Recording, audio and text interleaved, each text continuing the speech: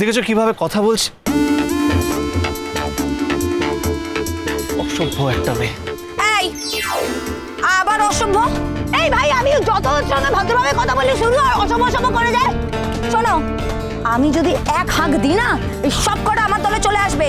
তখন তোমার এই লালটুস মুখের মিষ্টি মিষ্টি কথা না কেউ শুনবে না। আর তাদের সঙ্গে ঝগড়া করার জন্য যখন ইংরেজি কথা হবে, ওরা আরই বুঝতে পারবে না। এই জিল, খবরদার বলছি, এইভাবে কথা বলবি না। তুই যদি আমাদের কথা না শুনিস, আমি কিন্তু পুলিশে ফোন করতে বাধ্য হব। মেজো মামু, আজ যদি তোমার জায়গায় বড় মামু হতো না, তাহলে অন্তত আমাদের অবস্থাটা বুঝতো। যাকে হাতের 5টা আঙুল তো সমান হয় না। তোমরা প্লিজ অন্য রাস্তা দিয়ে ঘুরে যাও, আমাদের খেলা এখন চলবে। চলবে না, সে দেখা যাবে। এই সেকেন্ড রাউন্ড শুরু হবে এখন, ঠিক আছে? ভালো করে খেলবি। চল চল চল চল।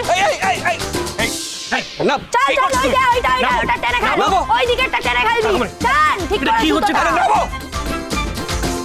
তুমি কি কিছু করবে কি করবে না? মানে মানে বনেটের উপরে বসে আছে। This is not done. না না, এ তো আর টলারেট করা যাচ্ছে না। এই সীমা ছাড়িয়ে যাচ্ছে। আচ্ছা, এর কি সুপারস্টার আবার বাসনা হয়েছে নাকি? হ্যাঁ, ওর কি বাসনা সেটা আমি জানি না। কেউ তোমার কাছে কি লোকাল পুলিশ স্টেশনের নাম্বার আছে? হ্যাঁ, সে তো আছেই। নার্সিংয়ের ব্যাপারে তো পুলিশের সঙ্গে যোগাযোগ রাখতেই হয়। তা আমি ফোন করবো না তুই করবি? ওরা ওটা ঘাড়ে ফেলতে পারছিস না। তুমি ডায়াল করো, আমি কথা বলবো, প্লিজ।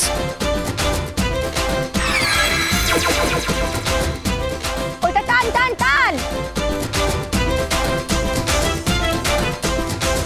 এই ঝিল তো ছেলেটাকে কেস খাইয়ে দিল, এখন কি হবে? দেখছিস তো ছেলেটা কেমন গজরাচ্ছে। আরে ওর সাথে তো তর্ক না করে ভালো করে বললেই হতো। ওই ঝিল্লা প্রথম থেকে ভালো করেই কথা বলছিল, ওনারাই তো কত আবল তাবল কথা বললো আমাদের, সেগুলো শুনতে পাস না? ঠিক করেছো। নমস্কার ডাক্তারবাবু। হ্যাঁ, নমস্কার নমস্কার। বলছিলাম যে আমার ভাইপো একটু আপনার সঙ্গে কথা বলতে চায়। হ্যাঁ, আমার ভাইপো দুদিন হলো বিদেশ থেকে ফিরেছে। ওই আমাদের নার্সিংহোমের ব্যাপারে অনেক চিন্তা ভাবনা আছে ওর, ওটাকে অনেক বড় করতে চায়। কিন্তু পাড়ার মধ্যে তো হুজ্জতি চলছে। তো চলতেই থাকে, আপনারা যদি একটু খেয়াল না করেন তো খুব অসুবিধায় পড়ে যাচ্ছি না। আপনি বরঞ্চ ওর সঙ্গে কথা বলুন। আচ্ছা, আমাকে একটা কথা বলো, এই পাড়াটা কি শুধুমাত্র বস্তির লোকের থাকার জন্য? আর এই পাড়াতে যে রাস্তা, সেটা কি শুধুমাত্র বস্তির লোকেদের জন্য? আমাকে এই উত্তরটা দিন। না স্যার, কি হয়েছে আপনি আমায় বলুন না। আমি একটা ব্যাপার বুঝতে পারছি না। এখানে পাবলিক রোড আটকে গান বাজনা করা হয়, আর আর সবাইকে গাড়ি ঘুরিয়ে ঘুরিয়ে অন্য রাস্তা ইউজ করতে হয়। কেন স্যার, কেন? না মানে আজকেও আমরা যেতে পারছি না, মানে এখানে ঘুড়ি ওড়ানো হচ্ছে বলে আমরা আটকে আছি। আর পুরোটার নেতৃত্ব দিচ্ছে একটা মেয়ে, আর দিনের পর দিন এটা অসহ্য হয়ে উঠছে।